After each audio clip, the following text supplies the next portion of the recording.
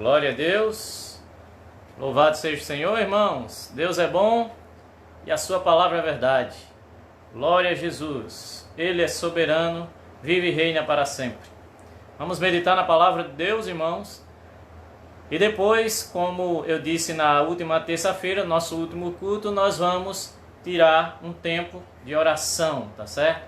Então, vamos meditar na palavra do Senhor, dando continuidade no livro de Hebreus, no capítulo 12 ainda, crendo na graça do Senhor de ministrar mais alguns versículos, porque temos que ser precisos. Isso é um livro de extrema importância na Bíblia Sagrada, que é o livro de Hebreus, que exalta a pessoa de Jesus de forma tão soberana, né? Coloca ele no lugar certo, no lugar de sua soberania. Louvado seja Deus. Então sejam todos muito bem-vindos.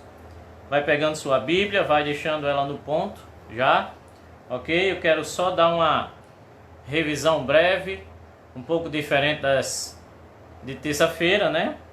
E nós vamos meditar hoje no capítulo 12, a partir do verso 14, não é isso?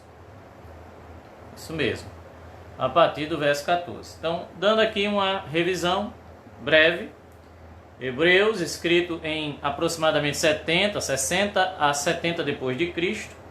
Não sabemos quem foi o autor, só podemos confiar e crer pelas escrituras que ele é um excelente teólogo, e ele escreveu inspirado com certeza, né, pelo Espírito de Cristo.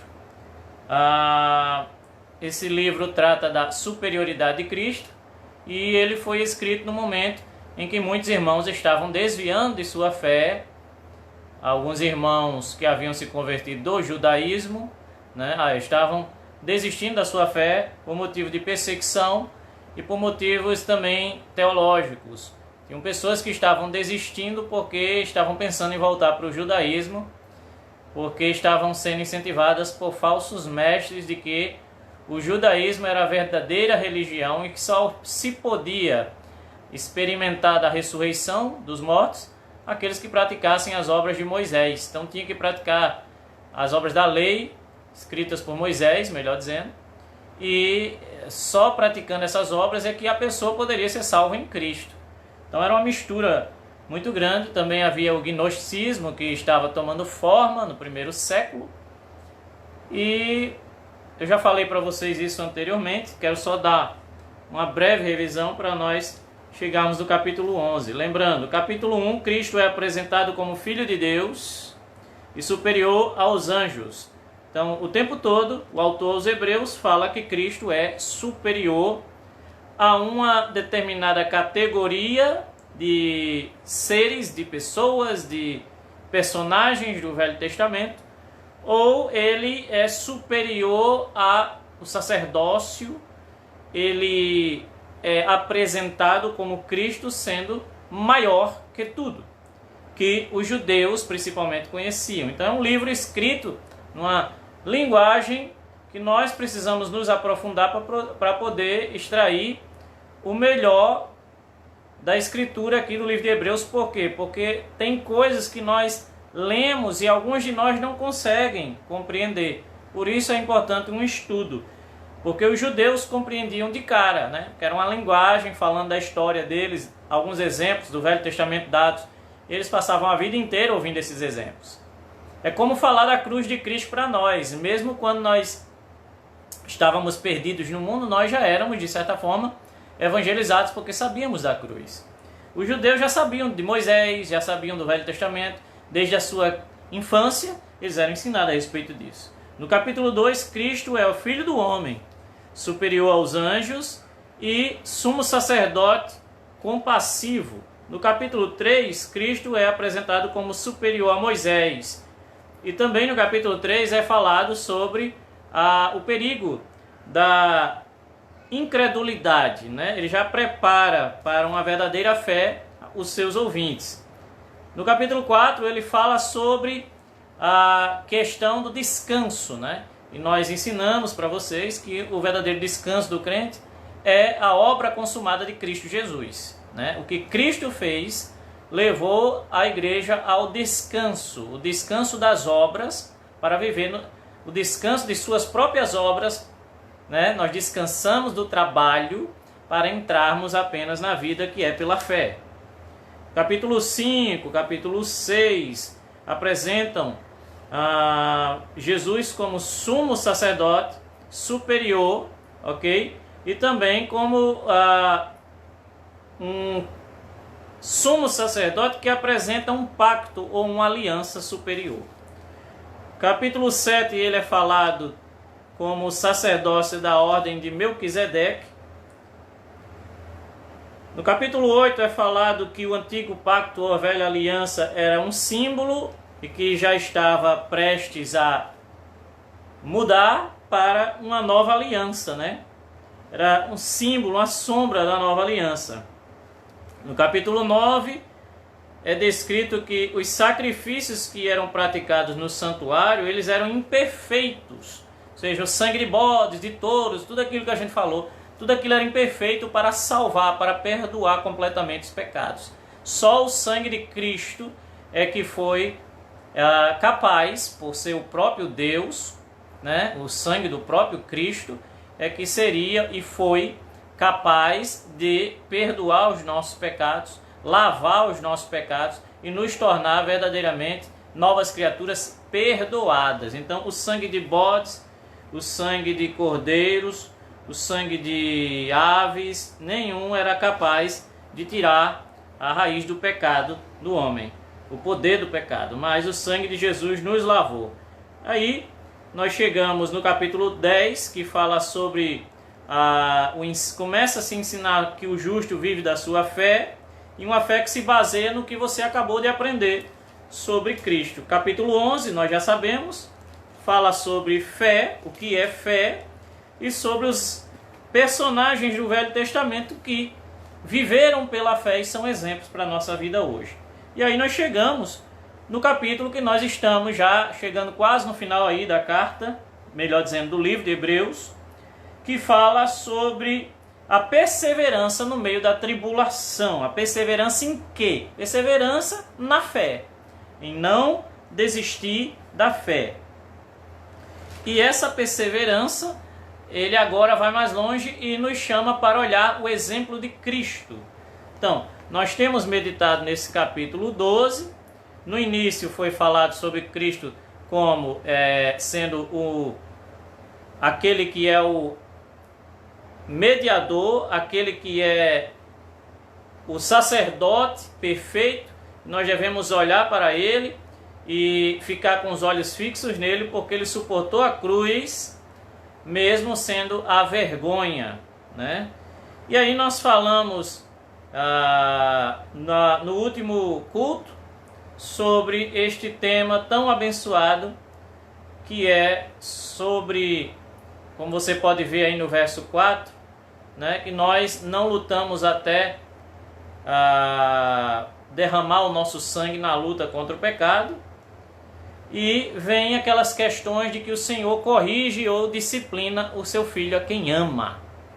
Esse é o nosso contexto. Então, aprendemos que o Senhor nos corrige, por quê? Porque Ele nos ama e Ele nos corrige porque estamos numa rota errada. E hoje nós vamos a partir do verso 14, convido você a ler comigo. Eu vou estar usando a nova versão, a NVT, tá bom? A versão que tenho usado nas últimas pregações, tá bom? Verso 14. Esforcem-se para viver em paz com todos e procurem ter uma vida santa, sem a qual ninguém verá o Senhor. Então nós vamos hoje versículo por versículo, amém, irmãos? Primeiramente, como ele já vem falando, o autor aos Hebreus já vem ensinando, falando sobre a superioridade de Cristo, e como tudo isso deve ser na nossa vida, né, visto e aplicada na nossa vida pela fé, a superioridade de Cristo deve ser crida. Nós devemos ter Cristo como sumo sacerdote tal que nós jamais devemos duvidar do seu poder, da sua graça sobre a nossa vida. Então, Entendendo isso, ou tendo fé em Cristo, ele agora vai entrar a partir do verso 14 na aplicação, na prática de alguns princípios de fé na vida cotidiana, ou seja, na nossa vida comum. Ninguém aqui é anjo, nunca seremos anjos, né? Ninguém aqui é anjo, ninguém aqui é ser celestial. Nós vivemos na terra e nessa terra habitamos, vivemos em companhia de outras pessoas. Então, o texto agora vai tratar, a princípio, né, dessa questão pessoal, das nossas relações interpessoais, tá bom? Então, esforcem-se para viver em paz com todos, né? É um esforço da nossa parte para viver em paz. E procurem uma vida santa, ou a santidade, sem a qual ninguém verá o Senhor. Número 1, irmãos, o esforço para viver em paz com todas as pessoas, ele não parte das outras pessoas. Sempre como pastor, eu me deparo com pessoas que dizem assim, olha, pastor, é o seguinte, eu quero ter paz, eu quero ser amigo daquela pessoa, mas a pessoa não deixa. Só que a Bíblia diz, irmãos, que é uma paz que parte de nós, é um esforço nosso mantermos a paz com as pessoas, por mais que isso nos custe, né, caro, mas somos chamados a manter a paz com os outros em nossas relações. E isso é um esforço que a Bíblia chama de caminho de santidade ou caminho de santificação. Lembre-se que a palavra santo significa separado. Separado no nosso caso, quem é santo, nós, a igreja que somos santos, nós fomos separados para uso exclusivo de Deus. Amém? Então você, meu santo, você, minha santa que me ouve, né? Santo não é aquele que morreu, aquela que já morreu. Eles podem ter sido santos em vida. Santo é todo aquele que em todo lugar invoca o nome do Senhor e busca viver uma vida que obedece pela fé aos seus mandamentos. E a santidade nada mais é do que você que já é santo viver numa prática de obediência a Deus e a sua palavra, e aí você vai se santificando cada dia mais. Ou seja, a vida cristã é um caminho de santificação. Durante nossa estada aqui nesse mundo, nós vamos buscar a santificação, ou seja, cada vez mais afastados, cada vez mais separados do mundo e aproximados da perfeita estatura de Cristo, né? Que é a vontade de Deus para a nossa vida. Então, santificação é um esforço em buscar conhecimento, em buscar uma vida de oração, e você vai se santificando cada vez mais, você vai sendo separado do mundo por uma ação do Espírito Santo, da palavra do próprio Deus em você. E é interessante, esse versículo, irmãos, eu compartilho com vocês o seguinte, esse foi um dos primeiros versículos da Bíblia que no início da minha fé impactaram a minha vida, porque eu percebi o quê? Que sem santificação ninguém verá o Senhor. Então existe uma afirmação aqui muito forte.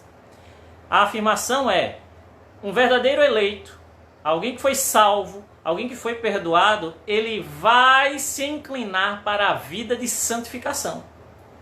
Ele vai desejar no seu coração viver uma vida que agrada a Deus. Aquele que foi salvo, ele tem o desejo, porque é Deus quem coloca. Desde o Velho Testamento já haviam profecias que diziam que Deus colocaria a sua lei no coração dos seus amados, eleitos, justos, santos, da sua igreja, do seu povo, né? Então ele colocaria a sua lei e o povo iria amar a sua lei e eles iriam praticar a sua lei. O nome disso é santificação. A santificação não nos faz perfeitos, de forma alguma. A santificação é uma demonstração que nós percebemos em nós mesmos do ato da nova criação em Cristo Jesus. Então, nós fomos feitos novas criaturas e aí nós percebemos que somos novas criaturas pelo fato de desejarmos ser obedientes a Deus naquilo que Ele nos manda. Então, busque a paz com as pessoas e a santificação.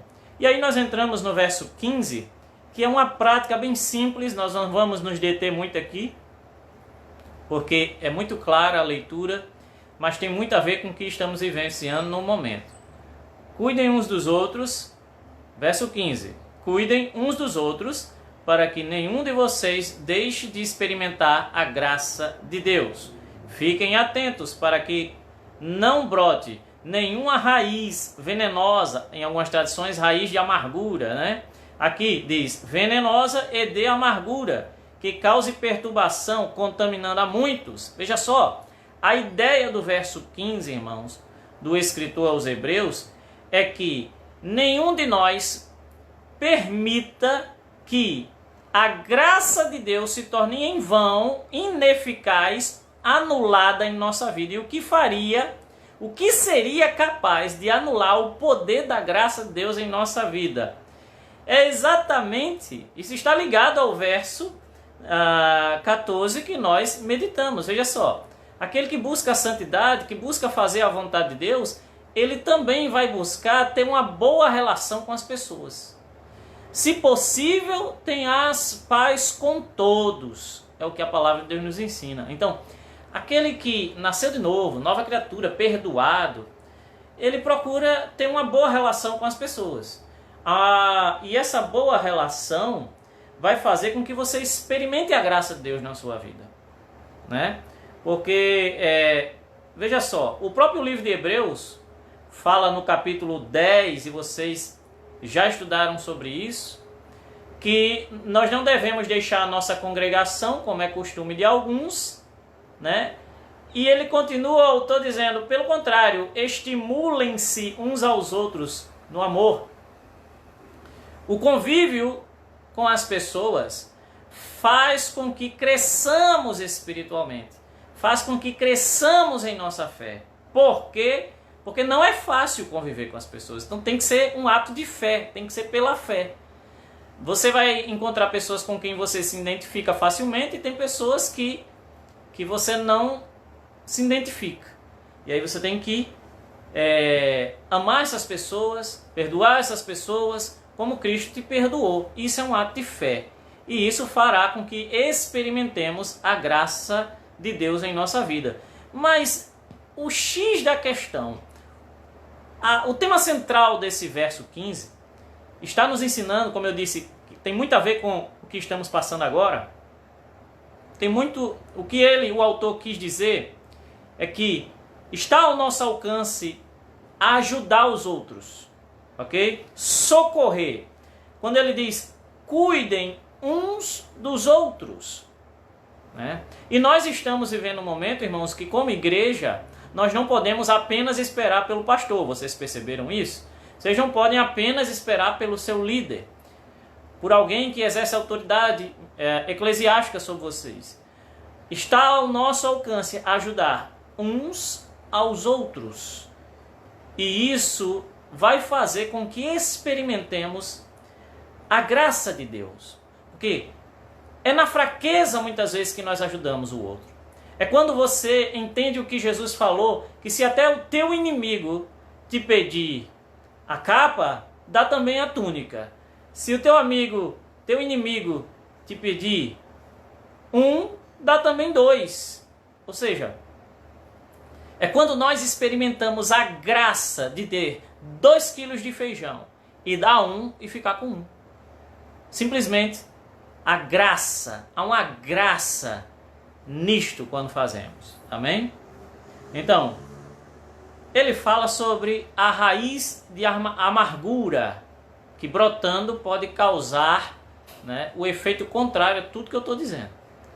Quando as pessoas permitem que o mal da falta de perdão, da amargura, tome conta de suas vidas, então a pessoa ela permite que o seu relacionamento com aquela outra pessoa lá seja quebrado e muitas vezes ainda compartilha com outros, né? Eu não gosto de fulano porque fulano fez isso, porque fulano é assim.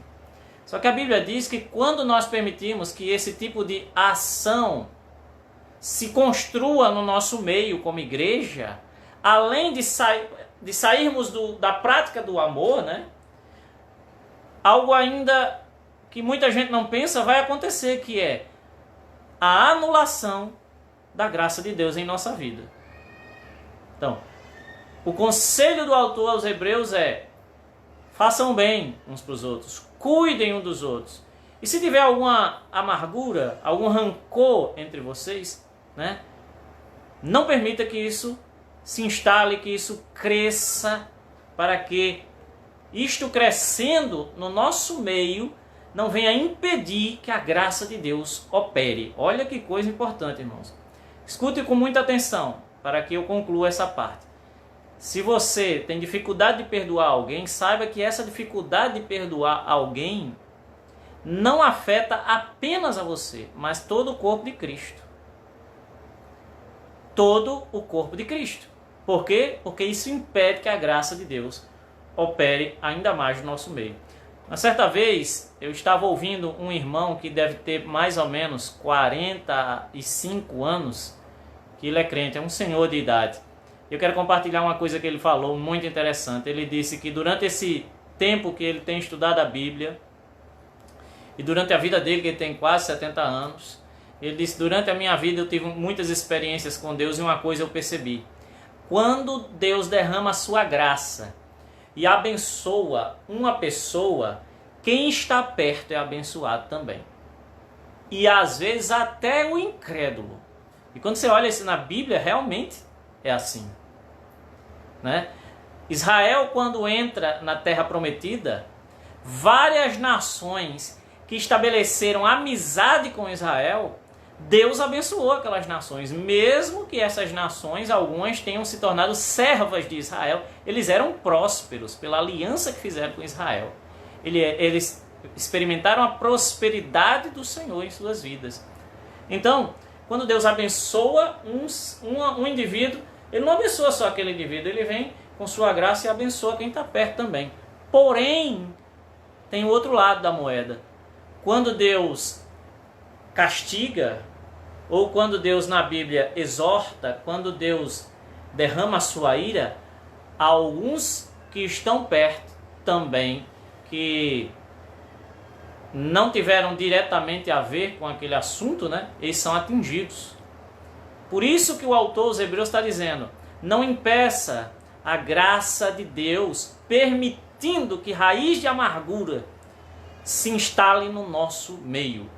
E aqui, irmãos, nós sabemos, quem é crente há algum tempo, sabe muito bem que quando você permite raiz de amargura na sua vida, quando você permite durante meses, durante dias, durante anos, que o perdão não seja liberado e você fica mantendo aquilo, você sabe que aquilo começa a trazer a frieza espiritual. Começa a trazer a ausência da graça de Deus. Começa a ser perceptível. Então é disso que o autor está falando, irmãos. Vamos aprender com Deus? E aí entra no verso 16. Aí ele dá alguns conselhos. Olha, vigiem para que ninguém seja imoral ou profano, como Esaú, que trocou os seus direitos como filho mais velho por uma simples refeição. Então aqui o escritor aos Hebreus usa o exemplo de Esaú. Esaú é o irmão de Jacó. E Esaú, em certa passagem da Bíblia, ele era o filho mais velho, ele era o primogênito, ele tinha direito à bênção que era transmitida de pai para filho, por ele ser o primogênito, né? E ele um dia com fome, ele chega lá, o Jacó, e oferece a ele uma comida, né, que ele gostava demais, e oferece a comida, e ele diz: olha, eu te dou essa comida se você der para mim, se você desistir do seu direito de primogenitura, se você desistir da bênção do nosso pai. E ele troca a bênção do pai por algo material, que era aquela comida gostosa, né? E lá na frente, o próprio texto também vai repetir aqui, ele se arrependeu, mas Deus já não permitiu que ele fosse abençoado. Na verdade, o plano de Deus, de toda forma, era abençoar Jacó. Então, Esaú só seguiu o plano de Deus. Porém, Esaú já tinha também o seu coração endurecido para essa bênção, senão ele jamais teria trocado por um prato de comida. E o que tem Esaú a ver conosco, irmãos? Esaú é um exemplo de desobediência. O que o escritor aos Hebreus está dizendo aqui? Olha, gente, vocês aprenderam sobre fé? Vocês aprenderam que vocês têm um sumo sacerdote tal? Vocês aprenderam que esse Jesus, ele é superior em tudo? E vocês aprenderam que essa fé que crê em Jesus é uma fé obediente. Então agora parem de ser imorais, parem de ser profanos, parem de andar numa conduta, certo? Que não glorifica a Deus, como Esaú. Não sejam profanos. Não, profanar é tornar o que é santo impuro. Então ele diz, não seja profano como Esaú. Não torne impura a sua própria vida. Seja obediente a Deus. Naquilo que você sabe que o Senhor te chamou para ser, para fazer, para viver. Você já aprendeu a palavra, você já sabe o que fazer. Não seja desobediente. Não siga o exemplo de desobediência de Esaú. Pelo contrário, fique firme na fé e perdoe, ame, cuidem uns dos outros, porque essa é a vontade de Deus. No verso 17, o texto fala, como vocês sabem, mais tarde, quando ele quis a bênção do pai, ou seja, Esaú, foi rejeitado. Era tarde para que houvesse arrependimento, embora ele tivesse implorado com lágrimas. Então Esaú perdeu a bênção de Deus, não teve retorno para ele. Verso 18. Vocês chegaram a um monte que se pode tocar, a um lugar de fogo ardente, escuridão, trevas, vendaval. Perdão, vocês não chegaram, leia o texto comigo, vocês não chegaram a um monte que se pode tocar. Pastor, mas agora eu não estou entendendo mais nada. Ele estava falando sobre fé, ele estava falando sobre obediência, e agora ele fala sobre um monte. Que monte é esse, irmão? Esse é o Monte Sinai. Lembram que eu falei que no início da pregação eu falei que era um livro escrito para judeus. Então eles sabiam, eles conheciam certos pontos da linguagem, da história deles. Então eles entendiam certas citações. Então, quando ele está falando aqui no verso 18, vocês não chegaram a um monte que se pode tocar. Ele está se referindo ao Monte Sinai, onde Moisés recebeu as tábuas da lei, ok? Ele está falando do Monte Sinai, onde Moisés recebeu a lei de Deus. E quando Deus, no Velho Testamento, desce sobre o Monte Sinai, a Bíblia diz que o monte ardia em chamas. É como se estivesse pegando fogo, parecia que tinha lava descendo do monte, lava, né? E havia escuridão, vendaval, trovão, terremoto, e ao ponto de que se alguém tocasse no monte, morria. Aos pés do monte, se alguém chegasse perto, morria. E ele está dizendo, vocês não chegaram nesse monte. Lembre-se, é como se ele estivesse fazendo uma comparação mais uma vez sobre Velho Testamento, Velha Aliança e Nova Aliança, tá bom? E ele está dizendo, vocês não chegaram naquele monte de fogo, que é uma coisa terrível, que não se pode tocar, porque senão morre. Vocês não chegaram nesse monte. E aí você pergunta, e onde é que nós chegamos? Vai comigo mais à frente um pouco, né? Verso 22. Vocês, porém, chegaram ao Monte Sião. Pastor, mas e agora? Que monte é esse? Sião, irmãos, é um monte que se situa em Jerusalém, ok? E ele era símbolo de fortaleza. Sião era o lugar, exatamente o monte onde Deus pede a Abraão, seu filho, em sacrifício. É o Monte Sião. Então, é exatamente onde fica Jerusalém. Jerusalém tem algumas partes que são pequenos montes, e o Monte Sião é um monte que existe ainda hoje na cidade de Jerusalém. O monte em que Abraão quase sacrificou seu filho. E esse monte simboliza a graça de Deus, simboliza a presença de Deus. E é por isso que esse monte ele fica em Jerusalém. Então imagina, o autor está dizendo, olha, vocês não chegaram ao Monte Sinai, que é um Deus distante, que é um Deus de fogo, que sai trovoada do céu, ninguém pode tocar senão morre. Vocês chegaram no Monte Sião, né? que é o lugar de paz, que fica na cidade chamada Cidade de Paz, que é Jerusalém. Então vocês chegaram no monte de graça, de paz e de alegria. Vamos ver. Vocês, porém, verso 22, chegaram ao Monte Sião, a cidade do Deus vivo, a Jerusalém celestial e aos incontáveis milhares de anjos em alegre reunião. Então olha só, ele está falando, vocês não estão no Monte Sinai, vocês não estão lá onde as leis foram dadas, vocês estão agora no Monte Sião. O que significa isso? Vocês estão nos lugares celestiais. É como Efésios capítulo 2 diz que nós ressuscitamos com Cristo e estamos hoje assentados nos lugares celestiais onde Ele está. Você está aí na sua casa, porém espiritualmente você está em Cristo. Então você não está mais naquela terrível situação do Monte Sinai. Você está no Monte Sião, na presença de Deus, no lugar onde Deus falou com Abraão e disse, não sacrifique o seu filho. Aqui está, né? E Deus entrega um cordeiro para ser sacrificado no lugar de Isaac. Amém? E aí ele diz no verso 23 que nós estamos hoje fazendo parte de quem? Da congregação dos filhos mais velhos, cujos nomes estão escritos no céu. E a Deus, que é juiz de todos, aos espíritos dos justos no céu, agora aperfeiçoados. Monte Sião simboliza a presença de Deus de forma graciosa sobre a cidade de Jerusalém. Então ele está dizendo, olha, vocês chegaram na Sião, na Jerusalém, na cidade celestial. E nessa cidade celestial que vocês chegaram, né, vocês vão encontrar lá o livro em que está escrito o seu nome, como está revelado também no livro de Apocalipse. Lá está escrito o nosso nome, irmãos, o nome dos salvos, o nome dos justos. No livro que está aonde? Onde é que está esse livro hoje? Esse livro está na cidade de Deus no céu, na presença de Deus.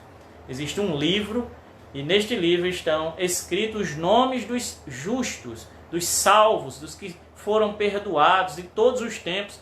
O meu e o seu nome, pela fé, cremos e todo o nosso coração está escrito nesse livro. E onde é que o nosso nome está? No livro. E onde é que o livro está? Na presença de Deus. E onde é que Deus está? Na Nova Jerusalém, que também é chamada Sião. Amém? Então olha só para ficar bem clarinho para vocês. O Monte Sião tornou-se sinônimo da terra de Israel, que pela definição bíblica é a cidade de Davi. Após a morte do rei Davi, o termo Sião passou a se referir a um monte em Jerusalém, o Monte Sião, onde se encontrava o templo de Salomão. Ou seja, no mesmo monte em que Abraão leva o seu filho para sacrificar e não sacrifica, porque Deus o impede, naquele mesmo monte, ali em Jerusalém, o rei Salomão, filho de Davi, constrói o templo. Constrói, pela ordem de Deus, o templo, que ali simbolizava o quê? A preciosa presença de Deus. Então, nós, a igreja, não estamos mais no Monte Sinai. Nós estamos no Monte Sião, onde a presença de Deus veio e ficou para sempre. O Senhor e a sua presença está na vida da igreja, está pessoalmente em você. O Espírito Santo desceu do céu e habita em você, meu irmão e minha irmã. E por que devemos saber de tudo isso, irmãos? Porque, amados, nós não estamos nesse mundo desamparados, soltos. Nós estamos ligados ao nosso Senhor e Salvador Jesus Cristo. Mesmo estando nesse mundo, nós estamos vivendo como aqueles que sabem, que já chegaram no Monte Sião, na sua própria salvação. Nós fomos perdoados, nós fomos salvos, e o nosso nome nós descobrimos, está escrito no livro da vida. E de lá ninguém vai tirar. Ninguém vai tirar. O Senhor vai nos manter para sempre em sua gloriosa presença. Como disse Jesus, aqueles que o Pai me dá, De maneira alguma eu os perderei ou os lançarei fora. Nós somos de Cristo, irmãos. Nosso nome está escrito no livro nos céus. Chegamos ao Monte Sião, Monte de Paz, o monte onde Deus disse: construam a casa para mim, e ali será o lugar da minha habitação para sempre. Então, para sempre por quê? Porque um dia o Monte Sião seria espiritual. Graças a Deus, nós não estamos no Monte Sinai, onde está descendo fogo do céu, e se você fizer qualquer coisa errada, esse fogo te consome. Nós estamos na Sião, no Monte Celestial, e essa Sião, nosso Senhor Jesus Cristo é que nos colocou nesse monte, nessa realidade espiritual. Amém, irmãos? Então o livro de Hebreus, ele nos mostra que na superioridade de Cristo nós fomos colocados sempre em situações superiores, em verdades superiores, que são espirituais e eternas. Glória a Deus. Amém. É isso que nós vamos, até aqui nós vamos hoje, né? Até o verso 23.